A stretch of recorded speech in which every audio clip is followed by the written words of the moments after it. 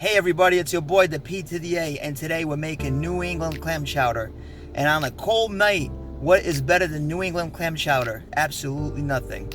So let's go and make the recipe. Of course, for this recipe we're going to need clams, and don't be shocked by this, but we're going to use canned clams. And let me tell you, here in New England, the restaurants, that's what they use. Of course, you can use fresh clams like these if you have them, but if you don't, you can definitely use canned clams. So here we have the main ingredients. We have the clam juice, the clams themselves, some type of heavy cream like I have here, potatoes. And it's very important that you do get the clam juice, not just the clams, because in reality the clam juice is what's going to make this great. In this pan we have onions and we have bacon, and we're just rendering that bacon fat along with the onions. And then I'm adding these cubed potatoes that I have here, and these are just yellow golden potatoes. You can use red potatoes, but you want to go ahead and add them to the mixture of the bacon and the onions and mix it all together and let that bacon fat penetrate those potatoes, and you're just developing flavor right here. Once you have rendered the bacon just enough to cover those potatoes with that bacon fat and the onions are translucent, you're going to slowly start to add the clam juice. The thing here is going to be to add the clam juice to the potatoes so we can actually cook the potatoes in the clam juice. So that's further going to give us some more flavors. So the clam juice is very important. So as you can see, I put in the clam juice and now I'm turning down the heat just low enough to let the potatoes simmer. I don't want to cook them all the way, because the next thing we're going to do is we're going to add the heavy cream. And obviously these potatoes are going to cook continuously. That's why in the beginning, once they're cooking in just the clam juice, you don't want to overcook them. So now we're going to go ahead and slowly start to add our cream to this mixture of goodness that we already have, and go ahead and do taste it. And in my case here, I need a little salt, so I'm going to add a little salt. I'm also going to throw in a couple of bay leaves, and then I'm just going to go ahead and let it come to a boil like it is here. Mix it a little bit, and then the next thing to do again is turn the heat to low and cover it and let it simmer. So while it's simmering, we're going to go ahead and work on our slurry. And for this, I'm using all-purpose flour, and I mixed it with some of that clam juice, a little bit of water.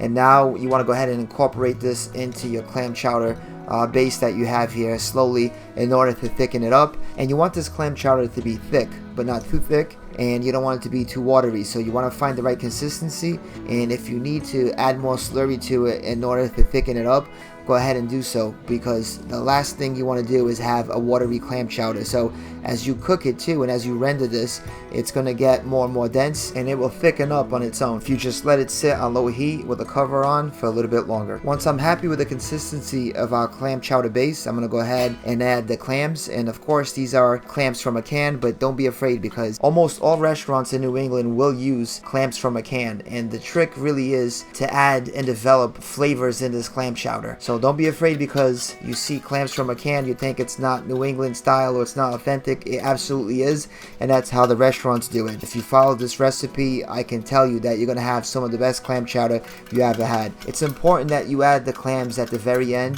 That way they're not chewy and hard. If you add them in the beginning, that's what's going to happen. They're going to be overcooked. So you really want to add them at the end. And it really doesn't matter what type of clams you use. Whatever you find in your supermarket will be just fine.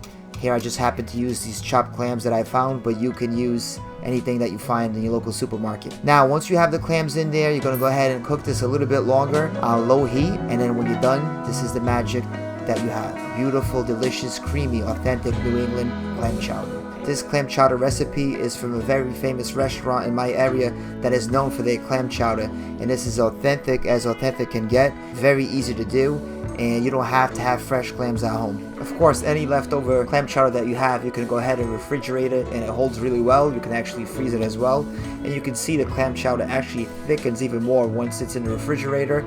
You can go ahead and just heat it up and eat it again the next day, and it tastes just as good as when you freshly made it. Check out the description to find some of the ingredients that I've used in this recipe. So I hope that you tried this recipe. Leave a comment, let me know how it was. Put a like and subscribe for more videos. It's your boy the P to the A, and we'll see you on the next one.